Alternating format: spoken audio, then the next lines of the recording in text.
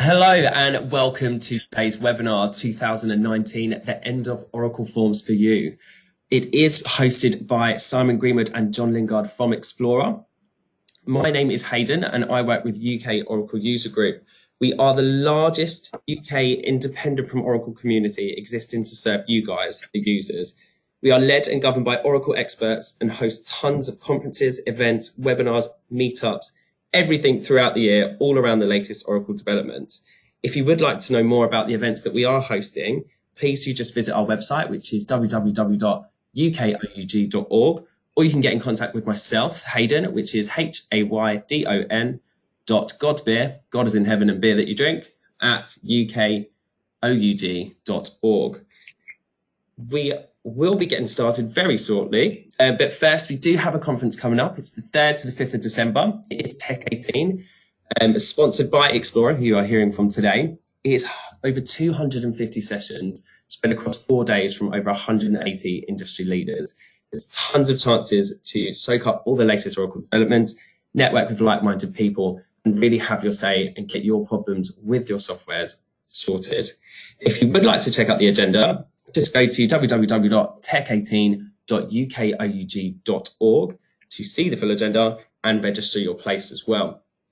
Before we get started, we will be taking questions at the end. If you do have any questions, just pop them in the question box at the bottom right-hand corner. If you're having trouble seeing the screen or if I sound a bit distorted, please just type in there, I can't hear or I can't see, and we will try and resolve the issue for you. Following the webinar, you will receive an email which will have a link so you can rewatch the webinar and share with your friends. That will contain Explorer's contact details as well on there, so you are able to get in touch with us or John and Simon themselves as well. I will be handing over now to John and Simon. Bear with me and we can get started. Good morning, everyone, and thank you, Hayden, for the introduction. Thank you, everyone, for attending this webinar on Oracle Forms. So, my name is John Lingard, Sales Director at Explorer, and I'm joined by my colleague, Simon Greenwood, the Development Services Director. Hello. So, we have got great participation rate today from a varied audience across the globe, and it's great to see so many attendees today, especially those that are current customers as well. It proves that this webinar content has certainly struck a chord with many of you. So, if you've got any questions, please submit them using the chat link, and then we can get to the questions at the end. Let's start by setting the scene on who we are and why we do what we do. So let's start by setting the scene and having a look at what we do and why we focus on what we do. So we are an Oracle Platinum partner, and we have a multitude of Oracle specializations to our name, and we specialize in Oracle managed services, engineered systems, Oracle cloud implementation, software asset management, a long list. We're also the #1 Apex development consultancy in the UK, and we've got a particular focus on forms to Apex projects and developing cloud native applications. We're also the current Oracle Systems Partner of the Year, and we've been lucky enough to win the UK OUG Database Partner of the Year for the last 4 years running, as voted for by our customers, some of whom are on this webinar. So thank you so much for your continued support and recognition. So why is this background and recognition so important for this webinar on Oracle Forms? Well, because it proves that we look beyond Oracle Forms and development tools like Apex. We make decisions and we solve business problems based on looking at the bigger picture and incorporating more than just our development expertise into solving problems for our customers. You don't get that from development-only consultancies, and it's what stands us apart, a breadth of skill set, a depth of knowledge with referenceability. Now, this is something that I'm particularly excited about and builds on our heritage as an infrastructure and database specialist. Launching the first week of December at the Oracle User Group Tech 18 conference is a new and innovative solution to address the challenges organizations are facing around hybrid and multi-cloud design and implementation. If any of you are going to be in Liverpool at the conference, please stop by the stand to learn more. And be on the lookout for our launch presentations on the 4th and 5th of December. Oracle Forms has been the ever-present tool in Oracle's toolbox for application development, but as time goes on, more and more customers are looking at alternatives, seeking our help to replace forms with a more appropriate technologies as we enter 2019. Now, whilst Forms is still fully supported by Oracle, it's got no sign of being deprecated at all. Customers are moving off Oracle Forms, and this webinar is designed for an audience that is at the start of that journey and looking for guidance and support on how to successfully move off Forms. So I thought I'd start with a few facts to set the scene and make sure that there's no misinterpretation about the future of Oracle Forms. Oracle Forms is not going anywhere, and as far as we've been told, it is going to be supported for a long, long time to come. Why? Because Oracle cannot afford to hemorrhage the support revenue on-premise. It's huge. Oracle are petrified of losing this revenue stream and will say and do almost anything to protect it. Remember this.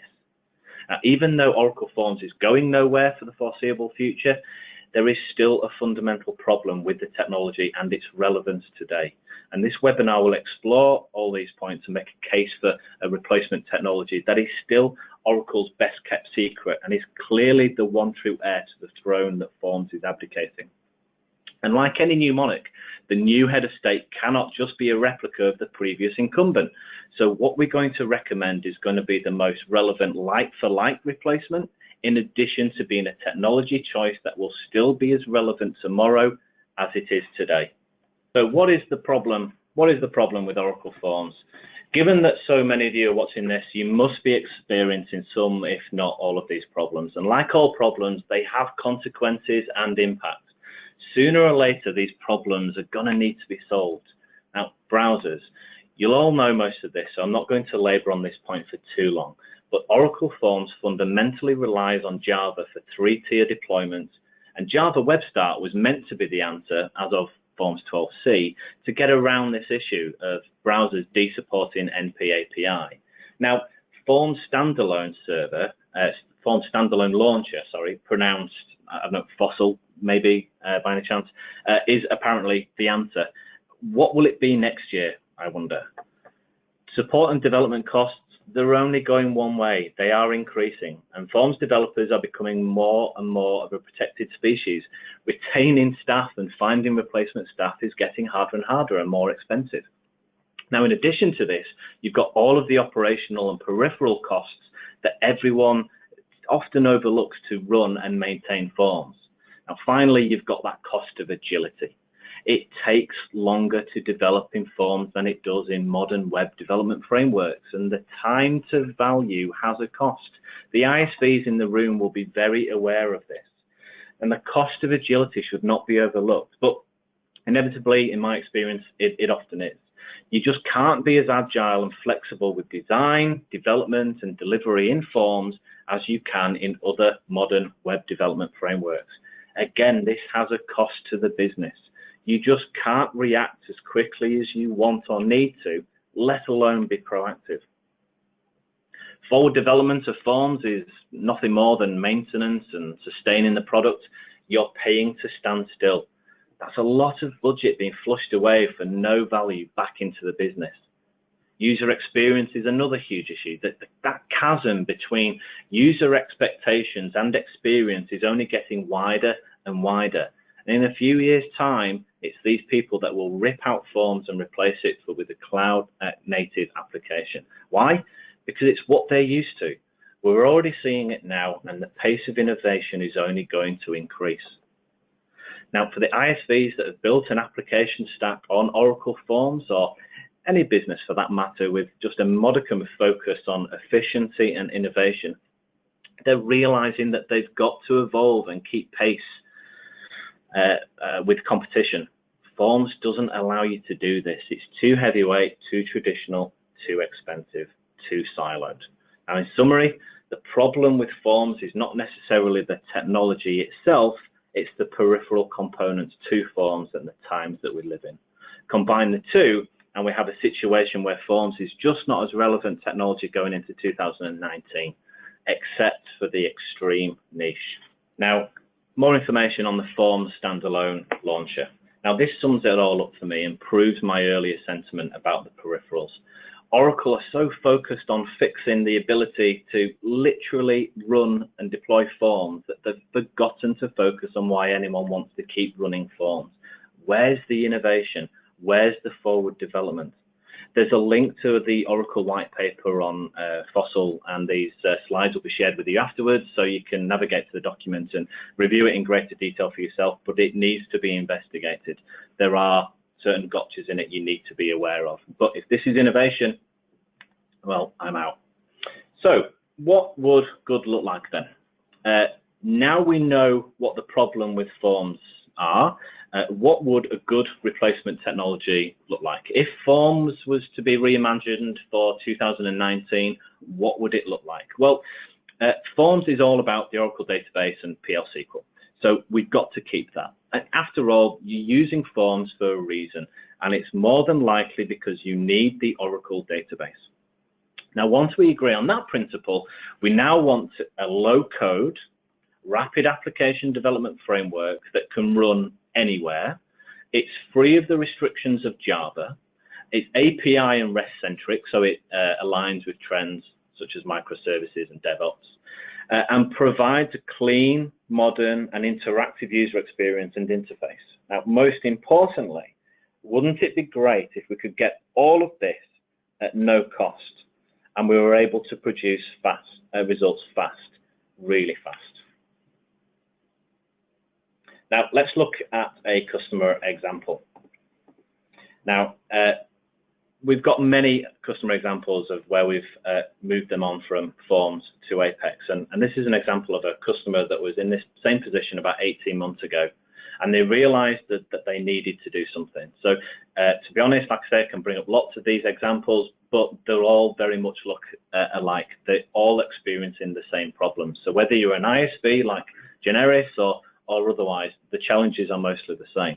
For this example, though, if you're an ISV who's built an application stack on Oracle Forms, be like Generis.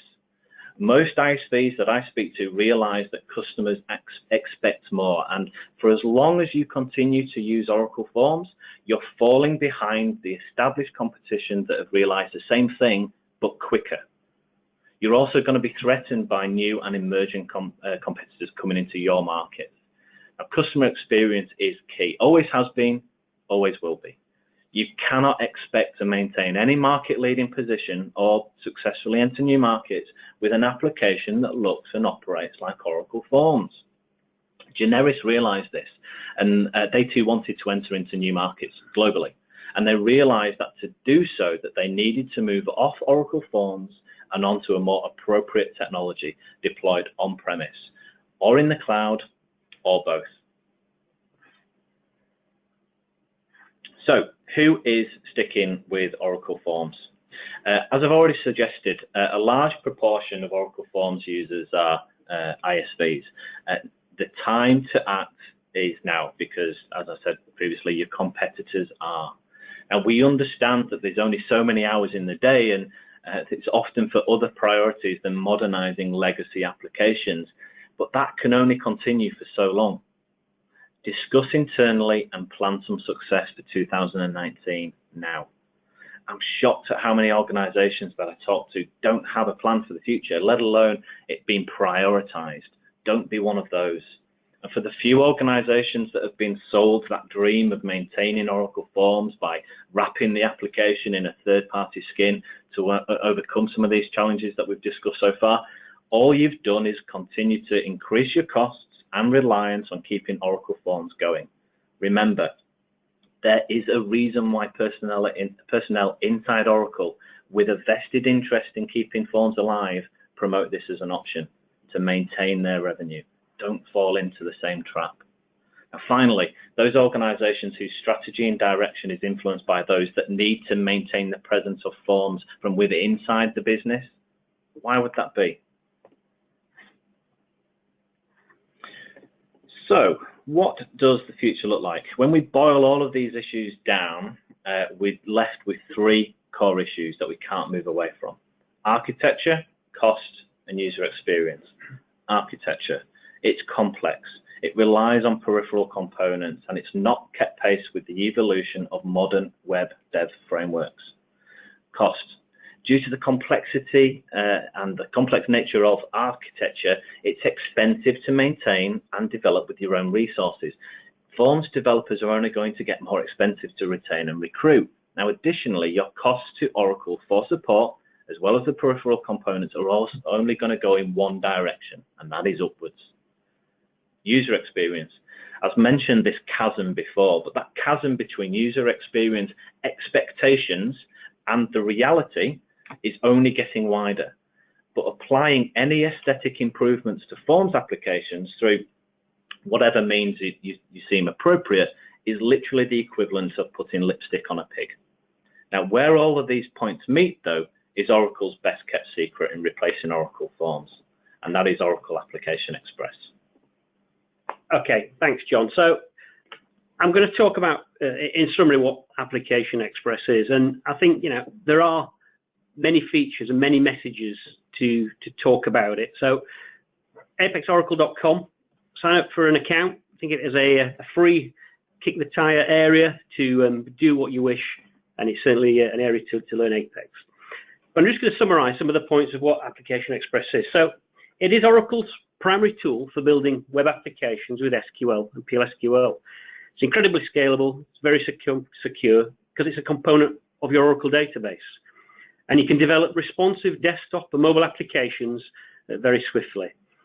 What I mean by saying 100% browser-based, whether you're an end user or a developer, you are working in a browser. So there is no client software as the developer to load onto your desktop to do development with. It's all purely browser-based. And on-premise, on laptop, on cloud, basically any platform where your Oracle database can run, so can Apex. Community-wise, well, there's a very vibrant and helpful community out there. There's Apex World, there's more Apex content across Oracle conferences than any other topic. And it's also that Apex community is full of ex-Oracle Form developers who've moved onto Apex. The demand for Apex developers is high. The demand for Apex education is really high. Forms developers have the core skills to make great Apex developers. And there's never been a better time to become an Apex developer. So I'm just going to summarize the architecture. And it is, in theory, a three-tier architecture. You have a browser, which is for the end user or the developer. You've got a mid-tier sort of to service communication between the browser and the database. And at the back end, it's an Oracle database of all versions of the database where Apex resides. And there's no executable code there. It's all held as metadata and basically rendered on request out to the browser.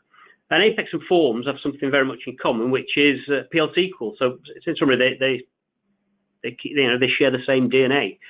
Besides being the fastest development tool Oracle make for building data-centric applications, you can also access remote data sources and build applications based upon web services, and also utilize the power of Oracle REST data services, or ORDS as we know it best for short. But that ORDS has certainly got a lot to offer, and I recommend you look into ORDS. Apex is very scalable as an architecture. If your database is fit for purpose, then so is Apex. As I said before, it is a component of your database. It's no less secure than any Java or .NET environment, but actually, it is actually easier to secure because the architecture is elegantly simple. There's a lot less plumbing than such as a .NET or a Java environment. And you can deploy on-prem or on cloud. That Apex application you build is the same. There's no code changes between the different deployment methods. It just purely resides inside your Oracle database, wherever your database is deployed. So let's look at cost in a bit more detail. Cost is a huge factor. Upfront costs, hidden costs that you might not be aware of either. The most obvious saving that you're going to notice with Apex is the fact that it's a zero cost component. You already own it because you already own the Oracle database. There are no hidden costs for features or support. It's 100% fully supported and no cross feature of the Oracle database. All additions, all versions. As Simon said, there's no need for expensive middleware or any middleware at all in some circumstances. It's 100% caffeine free. Now, deploying on Oracle Cloud reduces the cost of running Apex even further because we get to remove Oracle database costs and move to a license included database as a service model.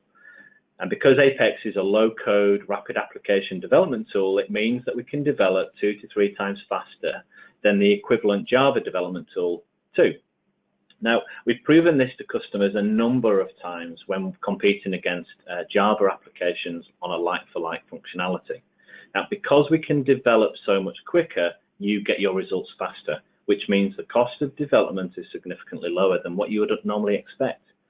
Now, another important point to remember is that because Forms and Apex are both PL/SQL-centric, they essentially share the same DNA. This means that you get to reuse as much or as little of the business logic as you so wish. You've already created it in Forms. You can reuse it. Now, you wouldn't get to refactor this code with Java or any other tool or technology, so you are not throwing the baby out with the bathwater. There is value there. Finally, Apex is a very powerful data reporting and visualization tool, so you can replace certain reporting and BI tools to reduce internal costs. Forms was often deployed with Oracle Reports, and now Oracle Reports has been deprecated and replaced by either third-party management reporting or business intelligence reporting tools, or even Oracle Business Intelligence.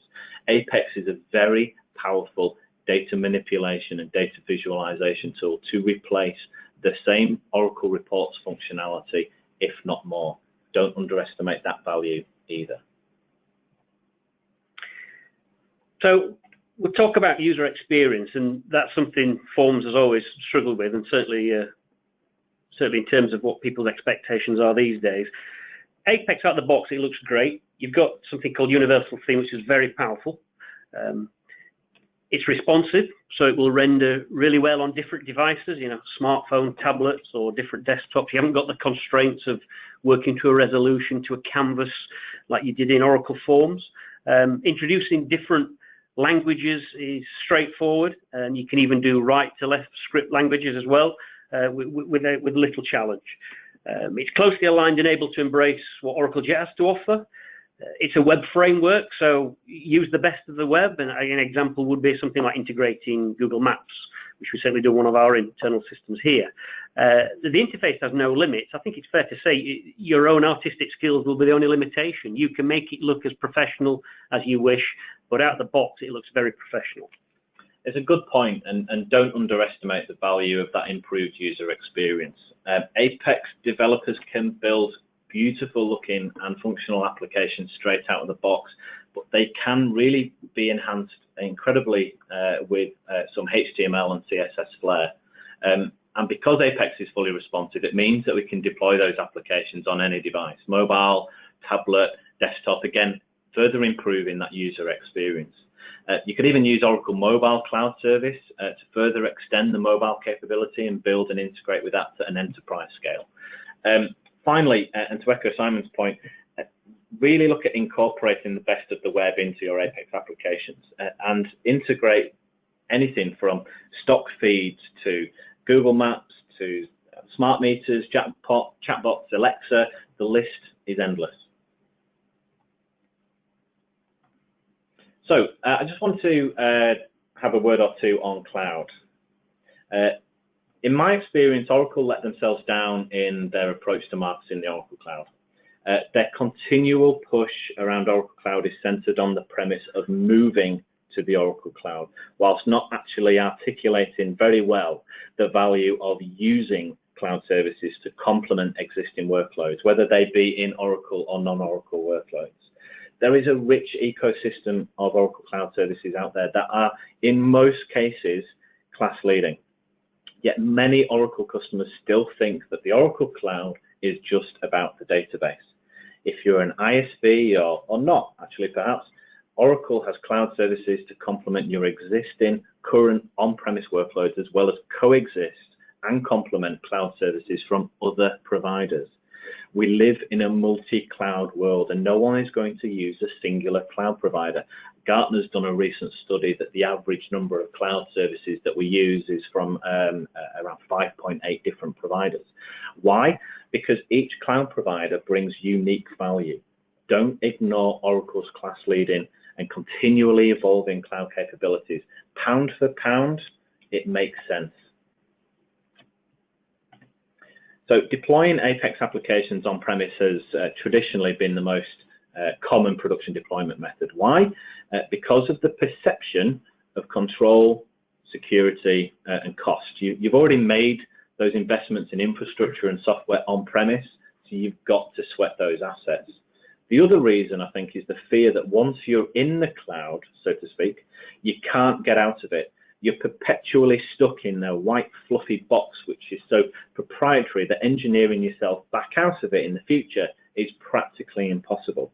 Now, whilst I fear this is the case for some cloud deployments, particularly in Amazon, AWS, where they have no on-premise equivalent technology, the same cannot be said about Oracle Cloud.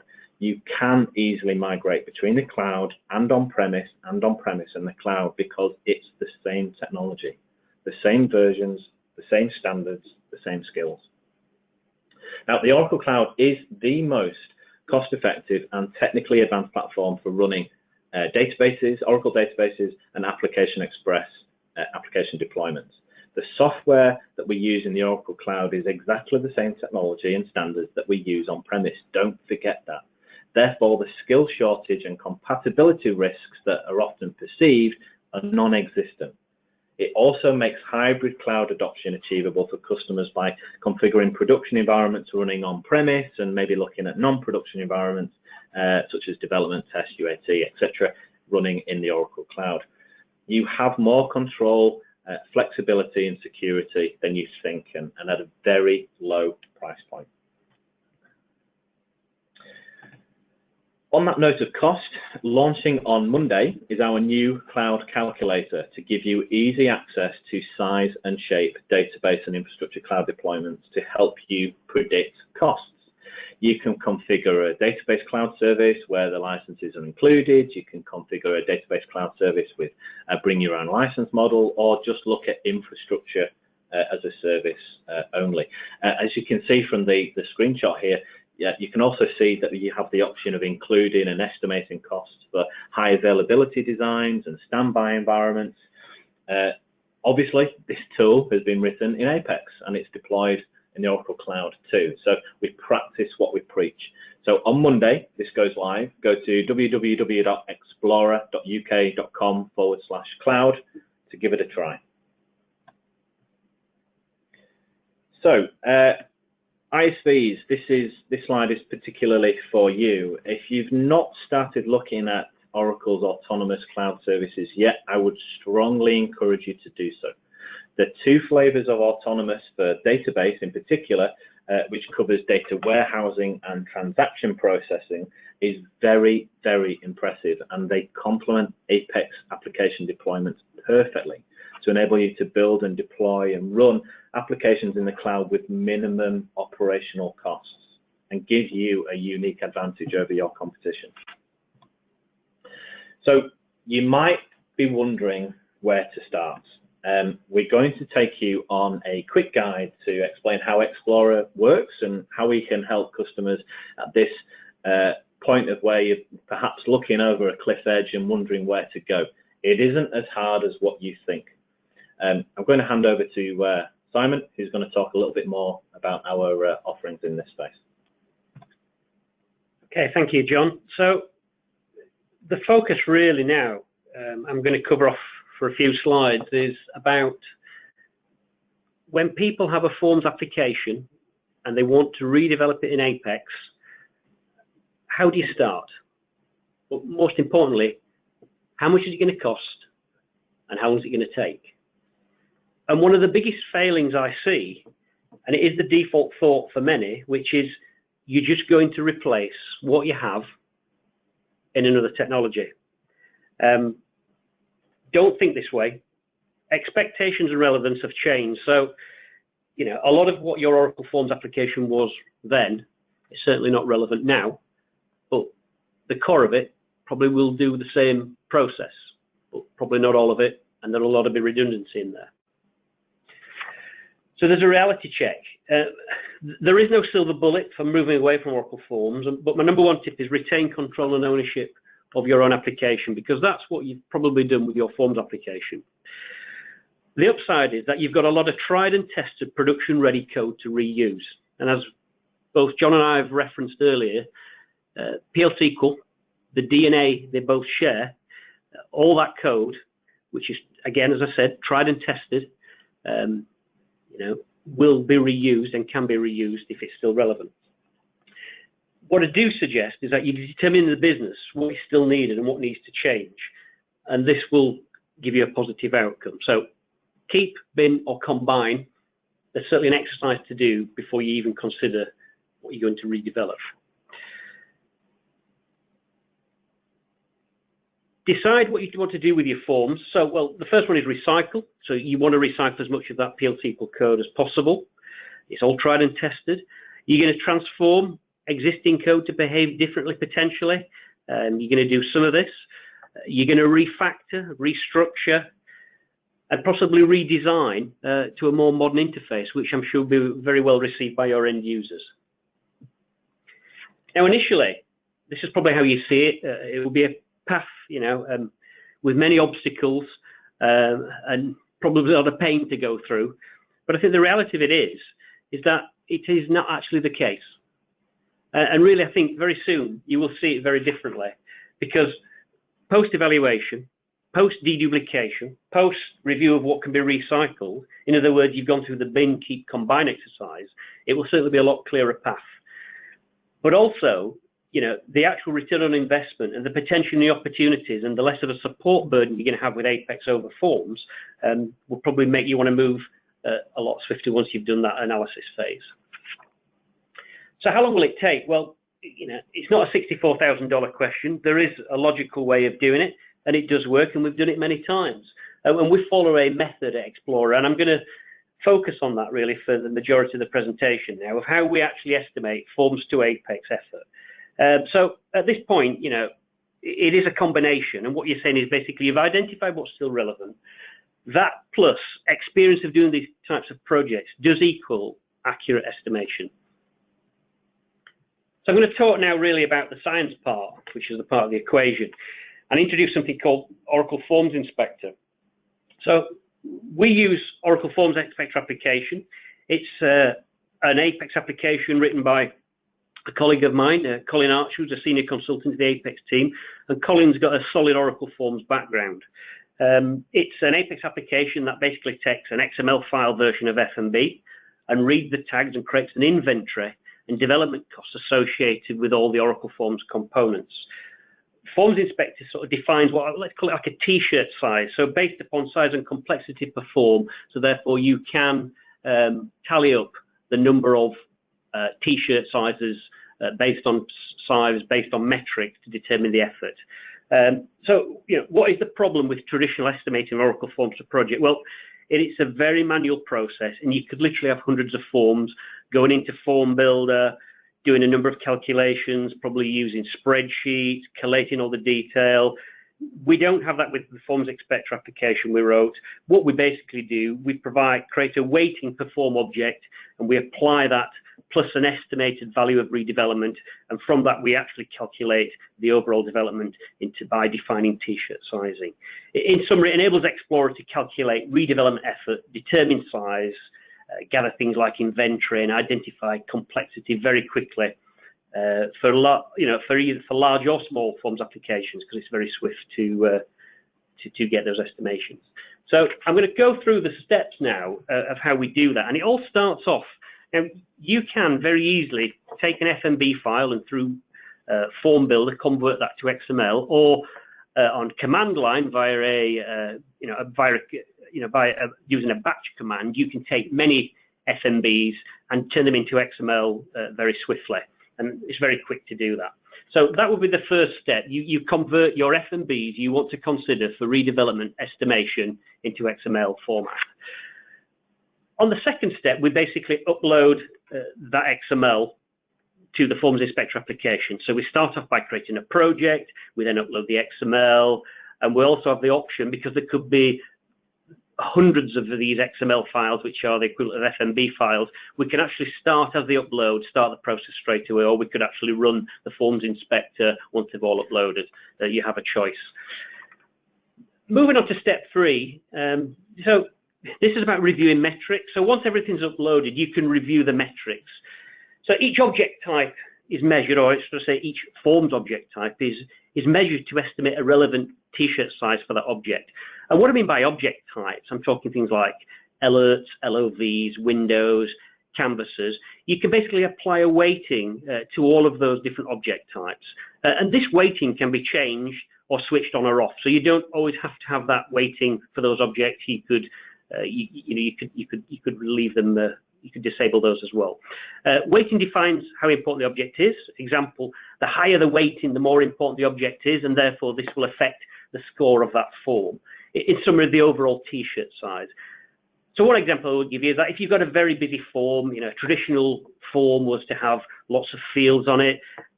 It will probably take quite a long time to redevelop that application because there's so much screen equity used. You would probably increase the weighting for the canvas object because that canvas has many fields upon it.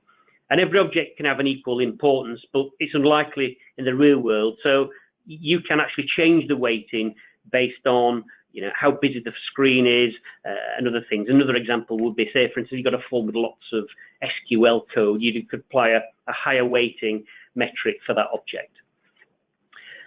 So on step 4, really, it's reviewing the object sizing. And I will begin with a T-shirt size definition.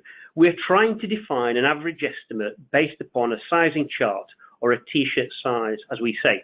And currently we have 6 T-shirt sizes, but you could extend if needed, and every T-shirt size has an associated, what we call a low and a high value. And what I mean by a low and a high value is, a low value would be that T-shirt size for that object would, as a low value, would say take quarter of a day to redevelop, and a high value might be that it's actually 1.5 days to redevelop. So you've actually created a range of effort, high and low values of how long it might take to do that redevelopment. And every form is allocated a T-shirt size for every sort of object, plus an overall object T-shirt size for the actual form. So in theory, you can get some real detail to define high and low values for every object sizing. And in summary, a T-shirt size per object and a T-shirt size per other object, all configurable and very, very adaptable. So we move on to step 5, and we're reviewing the days. And there's some manual work to do really as well. Before estimating forms to Apex, for most is a manual process. We always take some sample F&Bs from each category. And what I mean by category, we'll take 3 or 4 small, probably classed as a small form, 3 or 4 from a medium form, and just let's say 3 or 4 from a large form. And we manually look at those in the form builder. And that exercise is done by an experienced Apex developer who used to be an Oracle Forms person, with an Oracle Forms background, because then they will actually know the both technologies, and they will know from the manual review of certain forms how they can actually tweak those metrics. And this manual investigation enables us to tune the whole high and low values for all T-shirt sizes to obtain greater accuracy with the estimating process. And in summary, the manual process is doing a cross-check, so we're not just purely relying on the metrics we define through the XML view through the Forms Inspector. On step 6, we're inspecting all the forms. So when we run the inspection process, which inspects each form and extracts PL SQL code and calculates a value for each object type. All the object types are allocated a T-shirt size. As part of the process, each form is allocated an overall T-shirt size. And then the result from running this inspector is a low and a high development time value for each form inspected. So really, when we move on to step 7, and we've actually done the running of the forms inspector, we then got some really valuable intelligence about the forms application inventory, which we display using many of the features, using jet charts and so on in Apex, which, if you were doing this manually, if you were looking at spreadsheets, there's a lot of manual effort here. And the fact that you can visualize the data very quickly, you can manipulate the data very quickly, it adds a lot of benefit and get an estimate effort very, very quickly. So moving on to step 8, reviewing inspection summary. Well, we're using some of the classic things in Apex, which is, everyone really likes. I'm talking interactive reports, which has been with us for a while, which is so incredibly powerful. We can look at it to summarize the data, and then we can mine into the data, but we can also highlight things like we might get errors in the load, or we might get inspection failures. Interactive reports gives us a really nice, clean interface, which we can view in summary, but go into detail. And really, like where we talk about in step 9, view and inspection detail of the form. Once you've drilled into the summary report, you can gain more granular detail about the inspection. Data includes object type and T-shirt size allocation. It's very visual, very obvious to see where the effort's going to be needed. So talking about drilling into objects and PL SQL type, you can drill into object types to gain further inventory details such as triggers, program units, and so on. And I really like how using Apex Interactive Reports enables you to review code from multiple forms very quickly.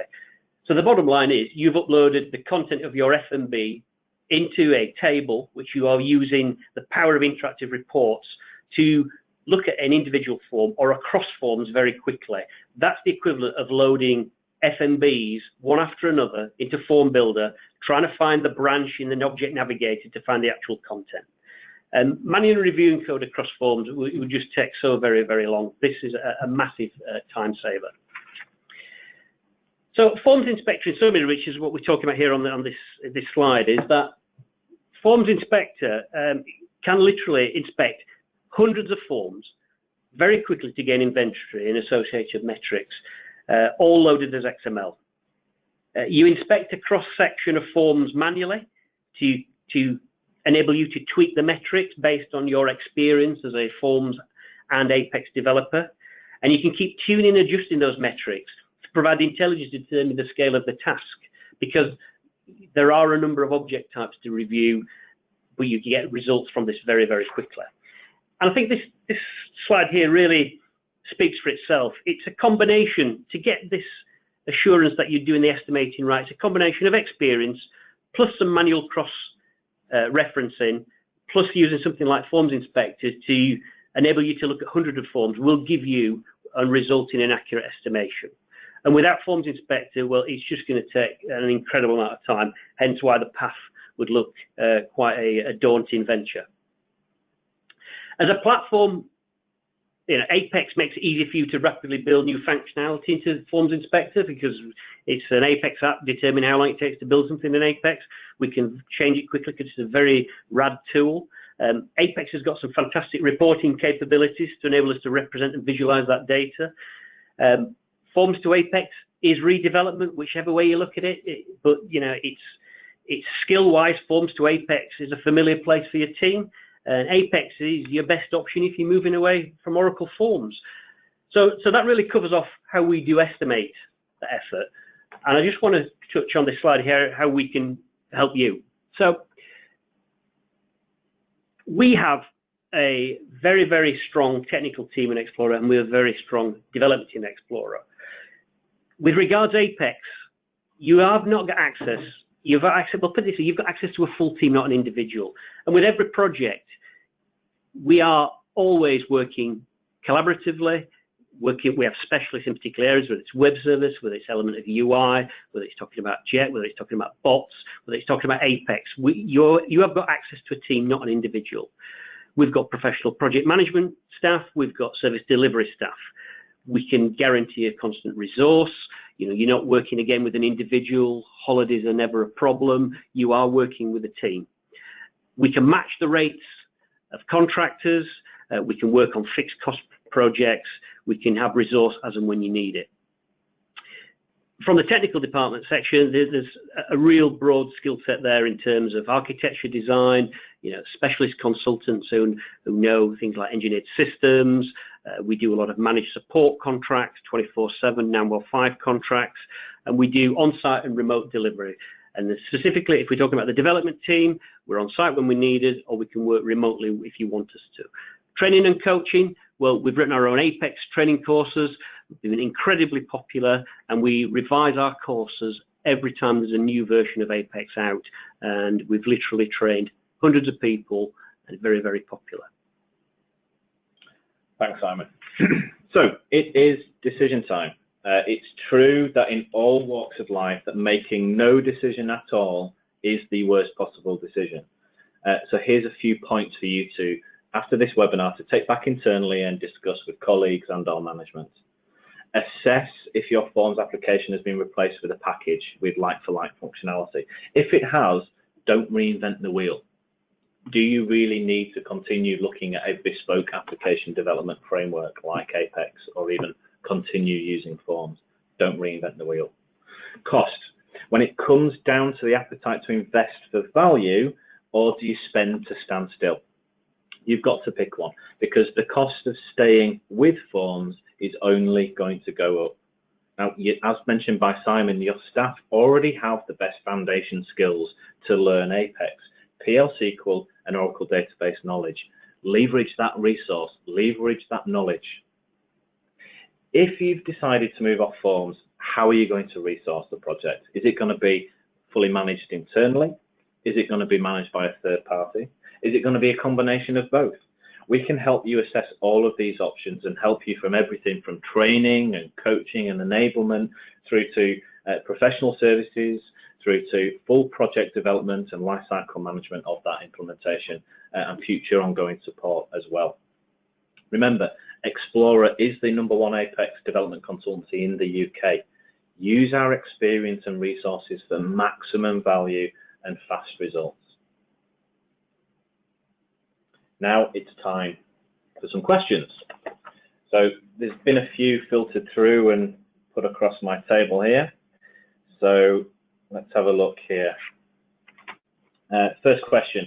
Apex can replace Oracle Forms, but replacing Oracle Reports is not done by Apex efficiently.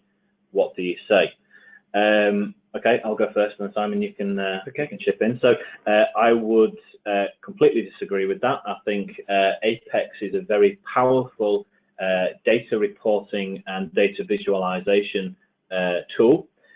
Remember, all Apex is just a veneer to the Oracle database, and there is more than enough functionality in Apex to replace like for like the functionality that you had in Oracle Reports, and also going so much further, being able to customize the look and feel and interaction of that data.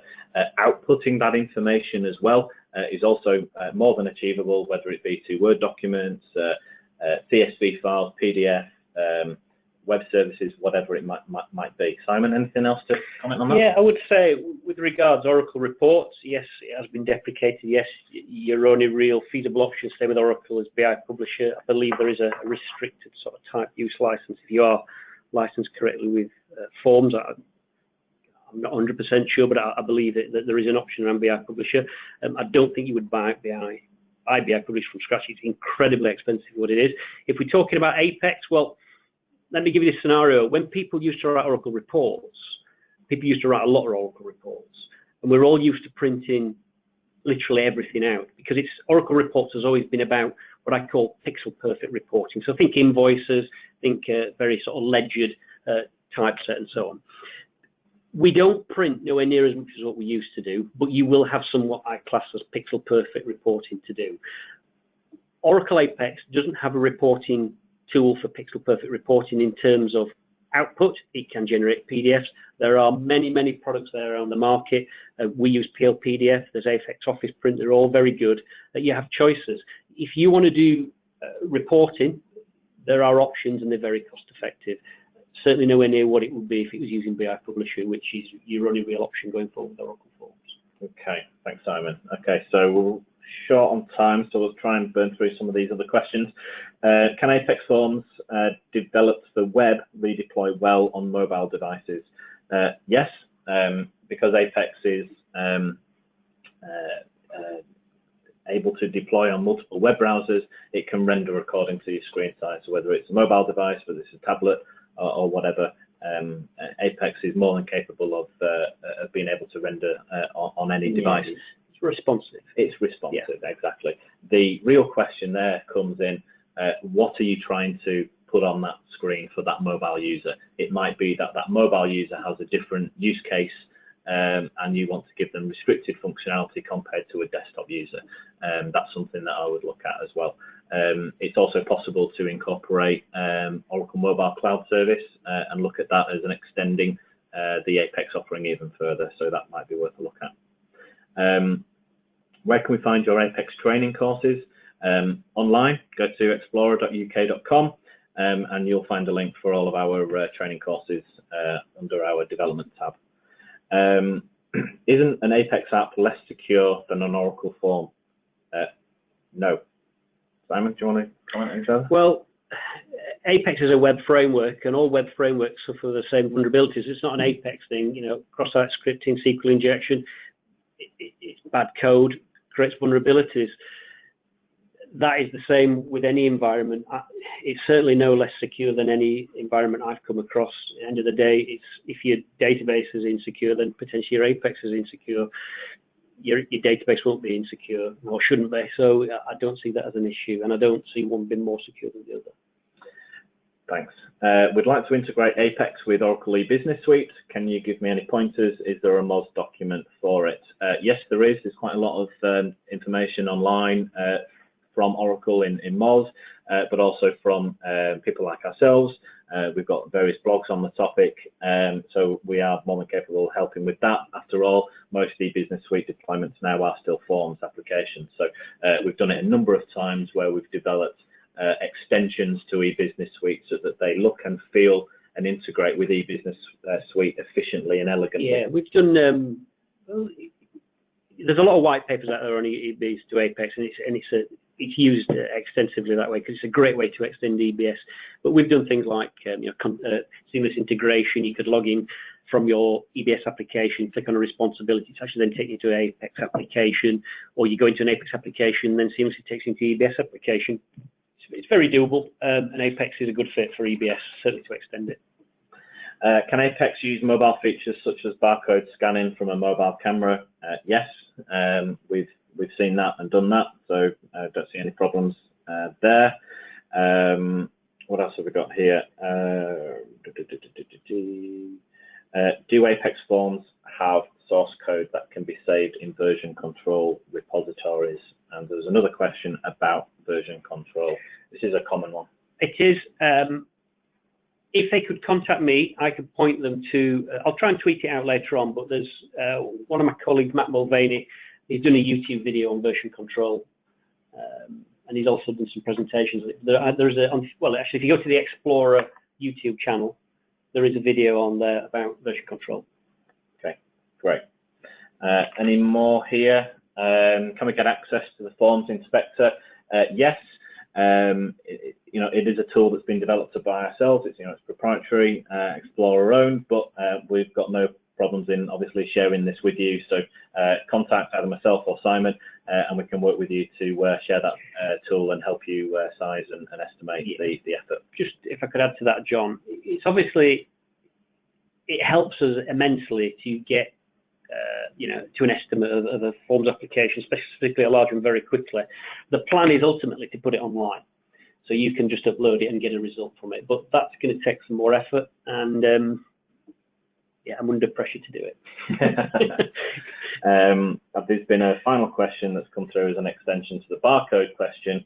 Can Apex use features such as barcode scanning from a mobile camera, not just barcode reading, but also from a mobile camera? Again, the answer is yes. Contact us for a bit more information if you want to discuss that. We can easily work with you on a proof of concept to demonstrate that. Yeah. I think that concludes the questions. Thank you very much for everyone's participation today and patience in the early technical fumbles. Don't you just love live webinars and technology? What's the worst that can happen? So Hayden, I'm going to hand back to you, and thank you again for everyone's involvement. Thank you so much, John and Simon, for delivering that. We will be sending an email out to all of you that have attended with a link to the webinar so you can share it with your colleagues and your friends and rewatch as well. I will include Simon and John's contact details in there, so if you do have any further questions, please just reach them out to me, or as I say, I will give their contact details over. If you are interested in any other webinars or events that we're throwing, please just go to www.ukoug.org and you can check them all out online there. Thank you very much for attending.